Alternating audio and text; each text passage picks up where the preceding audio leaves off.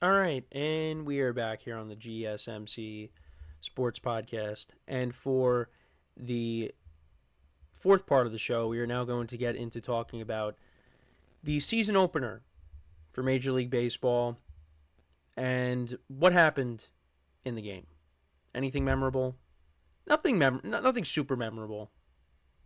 I mean, other than the fact that the game is being played in Japan. I mean, this was just the first game of the year. Um, pitching matchup was Yoshinobu Yamamoto against Shota Imanaga. Now, for Yamamoto, he went 5 innings, 3 hits, 1 earned run, 1 walk, 4 strikeouts. And then the Dodgers handed it off to their bullpen, which was lights out last season, and that continued in this game. Anthony Banda made an appearance. Actually, Dodgers relief pitching didn't give up any hits. So yeah, you had Banda, you had Ben Kasperias, Blake Trinan, and then Tanner Scott, who they acquired from the Cubs. Well, I was at the Cubs. They acquired they signed him this offseason.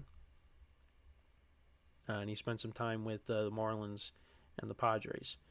And then for the lineup for the Dodgers, Otani had 2 hits.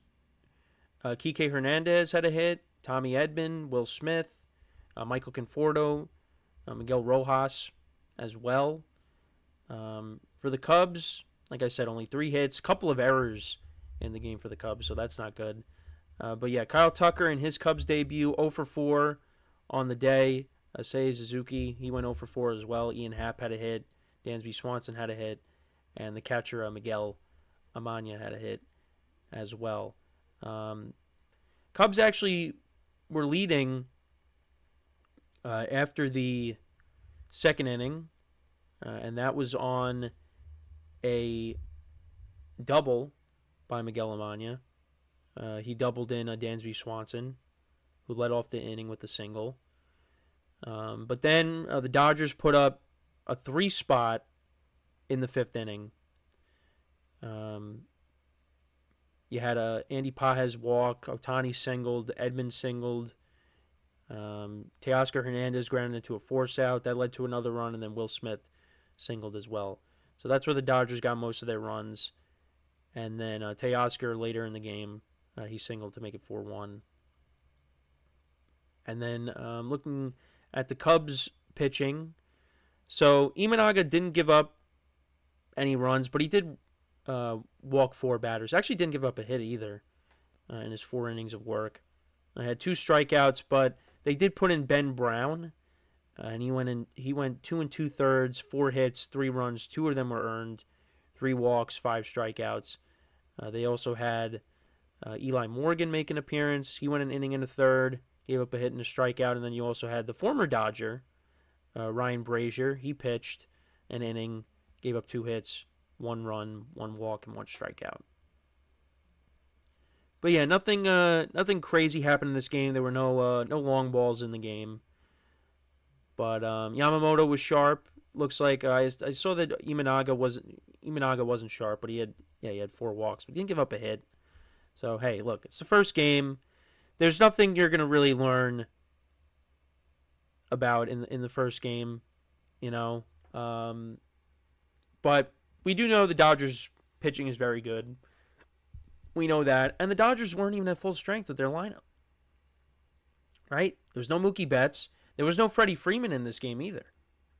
So, hopefully, they can get them back soon, which they will. And then you go from there. And then for the Cubs, hey, it's one game. It's one game. And we don't really you don't really know what baseball teams are. Well, most of them. You don't know what they really are until we get to the summertime. Because then you have more of a sample size of, hey, what is this team all about? But then again, and I hate to bring up the Yankees, but the Yankees got off to a really good start last year, and then during the summer it was very tough to watch them at times because of the injuries, and they just were struggling. And that happens. We talked about it yesterday.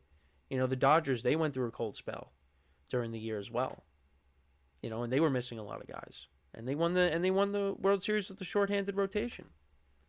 They didn't have their full cast, and despite that, they were still able to win it. So, you know, but it's like I said, just good to have it back. Um, Tomorrow you're gonna have Roki Sasaki on the mound against Justin Steele, so another good pitching matchup tomorrow.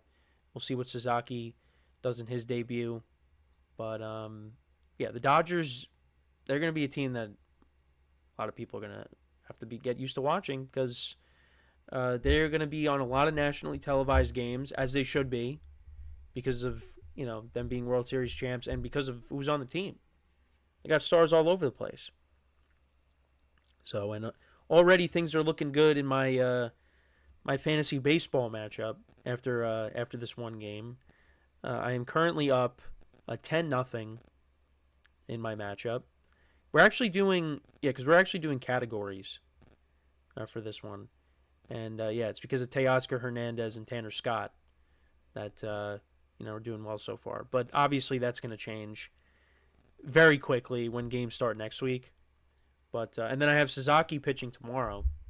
I was able to draft him. Actually, I this is one of the two teams that I have for this year. We're doing 2 fantasy baseball leagues this year. How about that? Didn't really expect that to happen, but this is what we have for my fantasy baseball team. The first one. Got Austin Wells at catcher. I think he's going to have a very good year. Matt Olson hoping for a bounce back. Andres Jimenez at second base. Blue Jays acquired him in the offseason from the Guardians. Josh Young for the Rangers, hoping for a bounce back year for him. Gunnar Henderson of the Orioles. Teoscar Hernandez. I always talk about Teoscar Hernandez and how he annoys me because he really kills the Yankees every time he plays him.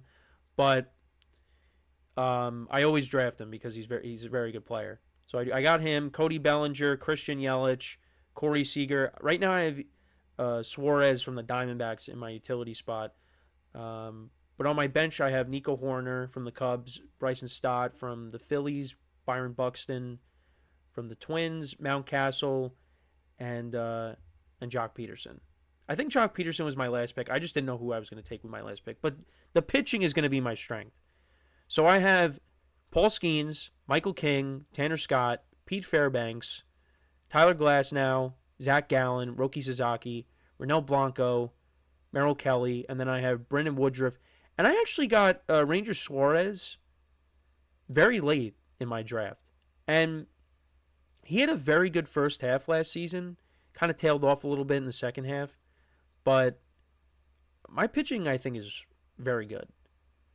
So I think that's what's going to carry me this year, and I think my lineup is pretty good as well. But we'll see what happens. So, yeah, and then I got another draft at some point. I don't know when, between now and, when the games start next week. So, yeah, looking forward to that. And then I was able to make the playoffs in my fantasy basketball league. I barely got in. I won last year, so hopefully, we make it 2 in a row. Although I do have Jalen Brunson, and he's obviously out. So, Anthony in the chat, good to hear from you. He says, if the Vikings bring in Aaron Rodgers, does this mean they already gave up on J.J. McCarthy and they might trade him? No, this does not mean that. What this means is that you bring in Aaron Rodgers, you give J.J. McCarthy more time to recover from his injury, you have him sit behind a first ballot Hall of Famer, you get to learn from him, and I know some people will roll their eyes at that, but you know what? Aaron Rodgers did mentor Jordan Love to an extent, and Jordan Love's a pretty good quarterback. He had a down year, but I think he's going to bounce back. So I think it would be smart for the Vikings to do that from that perspective. And I know some people, again, will say the culture, he's going to ruin the culture. No, he's not. He's not going to ruin the culture. He might be a distraction in people's eyes, but it's for 1 year, maybe 2 years at most, and then you hand it off to J.J. McCarthy. And then maybe, Rodgers doesn't play well, and you move on. You go to J.J. McCarthy sooner. I don't know. But no, I don't think this means they're going to trade J.J. McCarthy. I don't think so. I think maybe if they brought back Sam Darnold, you could maybe say that because Sam Darnold's much younger, but you're not bringing in a 41-year-old quarterback and then you're trading J.J. McCarthy. That's not happening. Because then you have no backup. You have no future. than if you bring in Aaron Rodgers and you trade J.J. McCarthy. You're bringing in Aaron Rodgers because you want to give your young quarterback more time to recover from his injury. And also, get to learn from a first ballot Hall of Famer, like I said. Get to learn anything. It's not a bad thing. So, yeah, we talked about several different things there. Football, talked about baseball, we talked about basketball a little bit with fantasy basketball as well. Yeah, trying to get myself more involved in things. Because I went a very long time without doing fantasy baseball. I did it a lot, during the 2010s, but then I stopped because I was just like, I don't know why I stopped doing it. But then I was like, you know what, I got to get back into this. So I've been in it the last couple of years. My team collapsed last year. I was like the Jaguars from 2023. I was 8-3, I think, and then I just like fell apart. My team just lost every game after that, and then I barely missed out on the playoffs. But I think the team I have here this year so far, I think that team's going to be pretty good. I think it's pretty good. The pitching, I think, is what's going to carry me. So we'll see how it goes. But yeah, we got one game in the books with baseball. Dodgers pick up the win, and yeah, we can expect many more wins coming from that team this season. Like I said, there's not a lot you're going to learn from the first game, but I mean the Dodgers bullpen, and their pitching in general is going to be very good, and the lineup's going to be good. It's not even at full strength yet. So, and then for the Cubs, like I said yesterday, I think there's pressure on them to do well this season. Because, you brought in Craig Counsell to be a difference maker. So, I just realized my camera was, I don't know what's going on now. Now I can't even, okay, there we go. I know, I was like, oh no, now my backup camera's not even working. That's not good. Yeah, so I don't know what happened there. But, yeah, so let me know what you guys think, though. If you got to see some of the highlights, I'll have to work on, the technical issues with the camera during the break because it's not cooperating with me right now. But, yeah, let me know what you guys think if you watched some of the highlights from the game. We'll talk about the second game tomorrow. But we're going to take our final break of the show, and when we come back, we will talk about the Patriots. We'll do a season overview on the Patriots, and that will take us right to the end of the show. So for one final time today, stick around, and we'll be right back here on the GSMC Sports Podcast.